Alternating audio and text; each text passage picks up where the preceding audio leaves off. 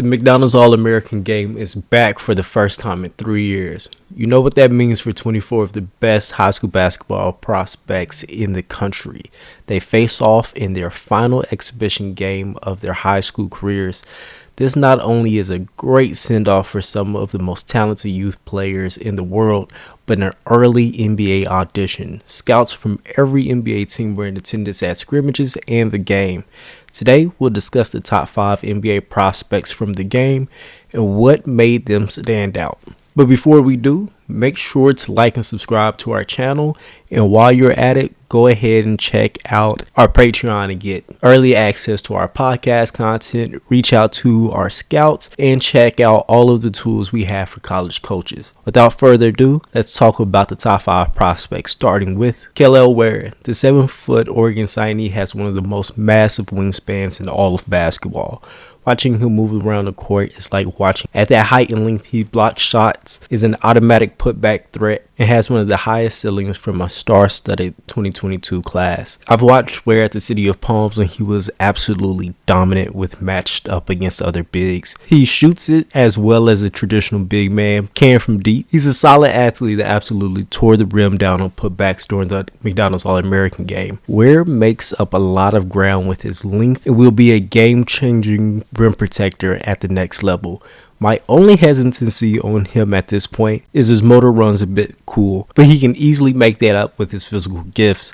I think the motor is a result of being the biggest player on the court and being hit with junk defenses and physicalities slow him down in high school games. I think once he gets to the next level and there's more one-on-one coverage, and at the highest levels where there's just more space on the floor, is going to change a lot of things for him. Another thing that worries me is Oregon's history with 5-star bigs. Once you go there, something usually happens, whether it's Bobo or N'Faly Dante. Those were 2 prospects that everybody was high on in high school, but as soon as they got to Oregon, their stock fell. Bobo was the injury, and N'Faly Dante just kind of fell off the face of the earth. Prospect number 2 is Derrick Lively. Yes, guys, we have another big man with fabulous physical tools. He's 7'2" with a 7'8" wingspan and runs the floor like a possessed gazelle. His energy, motor, and athleticism have pushed him to the top of the high school rankings over the last year. He's improved his game over the 4 years of his high school career and seems to be just scratching the surface of his potential as his perimeter jump shot comes around. He's part of a loaded Duke team that is the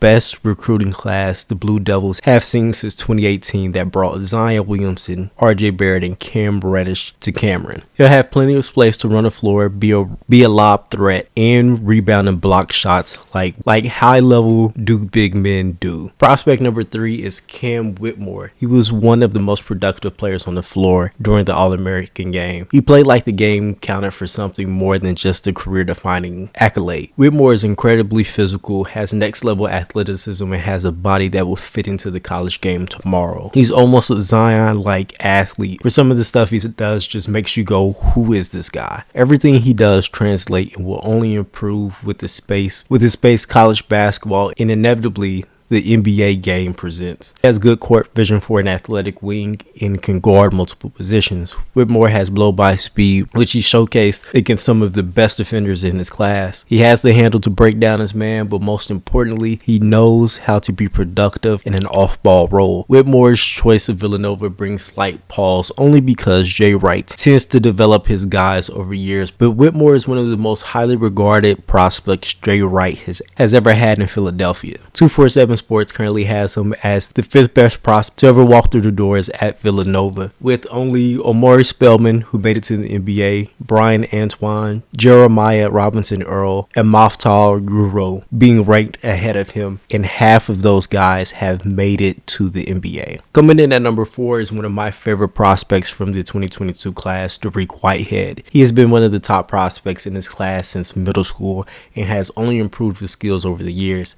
He has one of the most decorated resumes in all of high school basketball thanks to 4 national championships, Junior Olympic experience, Naismith and Gatorade Player of the Year honors, and now McDonald's All-American MVP. He's been a productive member for Montverde teams for years, including the undefeated team with Kay Cunningham and several other first-round picks. He's always been one of the best athletes in the class and could blow by anyone in front of him, but completely transformed his game going into his senior year. He went from not taking threes at all as a junior to almost 3 a game, shooting them at 38%. Whitehead has made one of the best skill jumps of any 2022 5-star prospect. Last year when he received a contract from the G League Ignite team, I believe he should have took that then, and I'm doubling down on that now as a senior because of that jump shot and that next level frame in the development he's had over the last few years. Prospect number 5 is going to be Nick Smith, who is absolutely loved by NBA scouts today. He's one of the best tough shot makers in the entire class. As a 6'4" combo guard, he gives you everything you need as a new age lead ball handler. He can get in the lane, he has the size to score over traditional guards,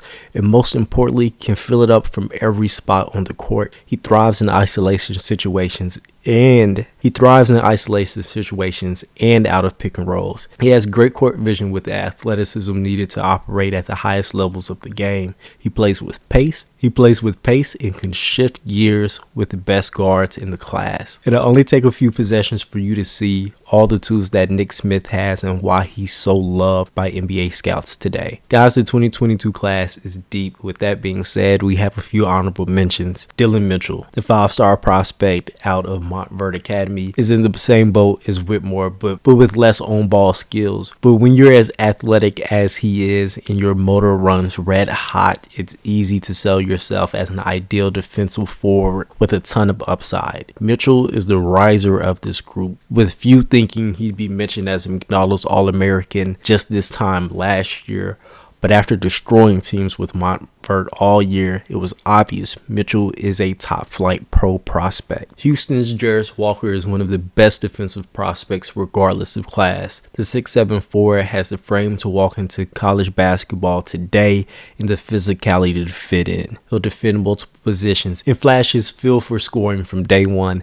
As a 6'7" power forward, his draft stock will be tied to his ability to shoot beyond the arc or truly establish himself as a defensive stopper. We have one more Duke signee to add to this list with Mark Mitchell. Historically, I'm down on Mitchell as a pro prospect, but this game made me reevaluate the way I see him. With more shooters around and more of an off-ball role, Mitchell's athleticism and 6'9" size allows him to play several positions with ease. He can attack defenders off the dribble and finish against size. Expect Mitchell to flash a lot of the skills that kept Jalen Johnson on draft boards after a difficult season at Duke. Guys, thanks for sticking around to the end of this video. Who do you think is going to be one of the top prospects in that 2023 draft from the McDonald's All-American game?